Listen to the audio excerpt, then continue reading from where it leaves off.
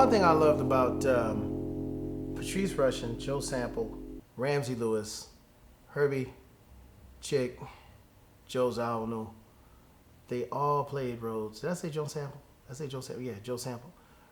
Even Russell Ferrante. They all played Rhodes, but they had their own unique sound. I mean, I believe that each Rhodes has its own spirit to it. It has its own unique thing. And I've been playing Rhodes for a long time, and I have not found yet two Rhodes pianos exactly the same. I haven't found one that reminds me of playing another. I have not yet, which I think is a good thing because to me that's what makes it special.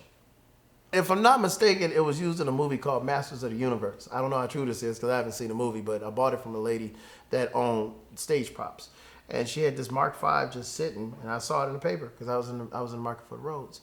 And I don't even remember what I spent for that piano, but it was burnt on the back, so the body was kind of messed up. And they said, she told me it was in a movie, and it was a music a scene in a music store where it was on fire and the back of the piano got burned. So I don't know how true that is, but the piano sounded great. And it was the only one I had, and Shaka called me for a gig, and I was gone with that piano. I actually took it out of the shell itself and put it in an old 88 case I had, and I covered the body of it, and I had this extra space down there because it was a 73 inside of an 88 shell. So I had all my pedals, as you can see here, I had all my pedals in the piano. So I could just reach over and touch anything I needed, you know, like Through the Fire, for example. I had my chorus on it.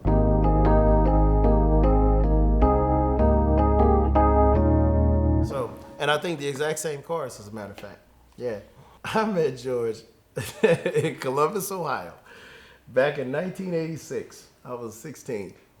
And there was a lady that worked for Warner Brothers at the time who had tickets, got me tickets to the concert. So me and a friend of mine drove out to Columbus, and I met George and backstage.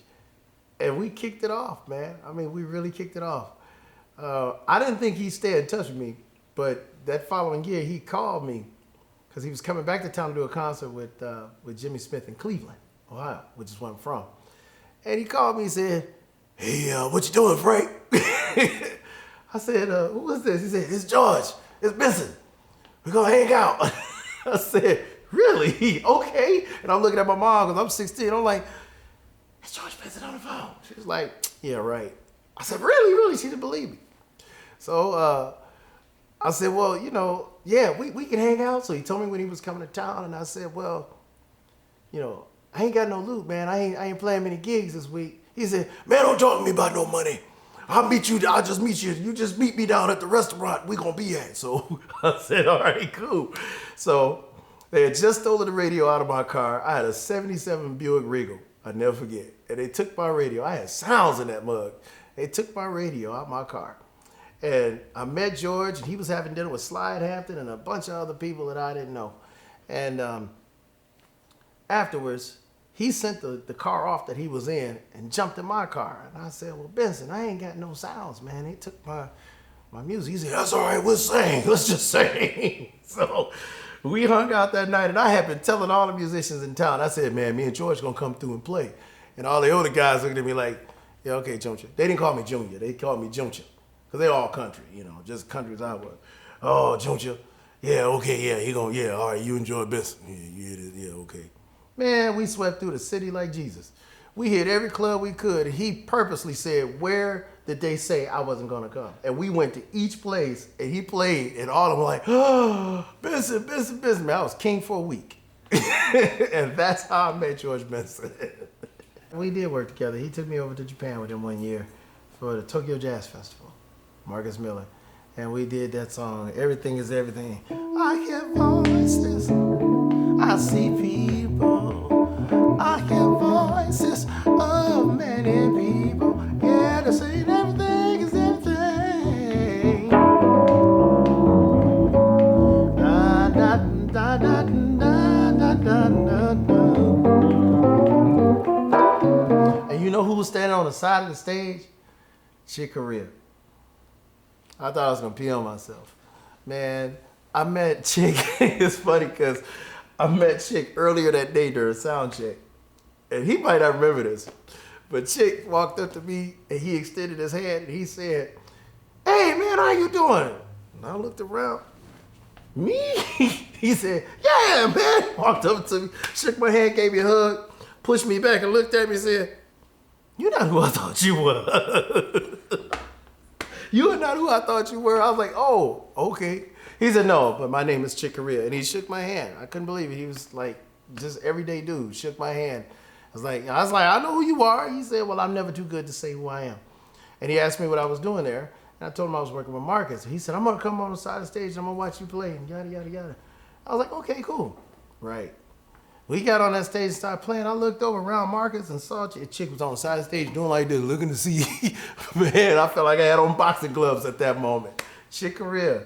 Yeah. Patrice Rushen is probably one of the smoothest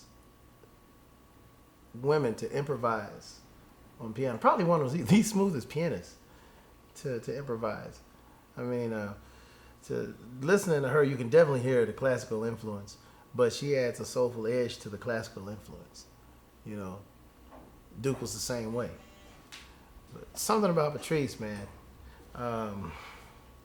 Like she has this one tune that really inspired me called Yolande. And if I'm not mistaken, it was written by Reggie Andrews on that Prestige label back in around 77. So now she did called Shout It Out that really helped to shape the way I play. I have to say that record and Headhunters were the two records to help shape the way I play. But this tune here, man, Yolande was like, it's a sweet tune.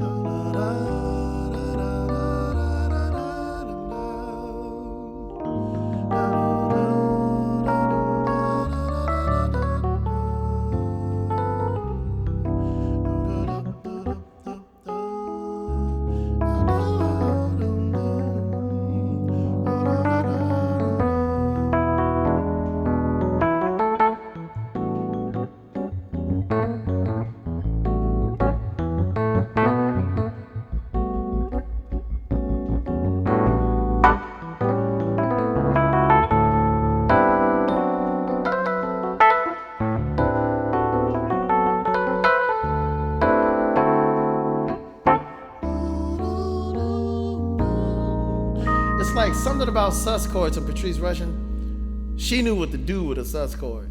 Like just that alone.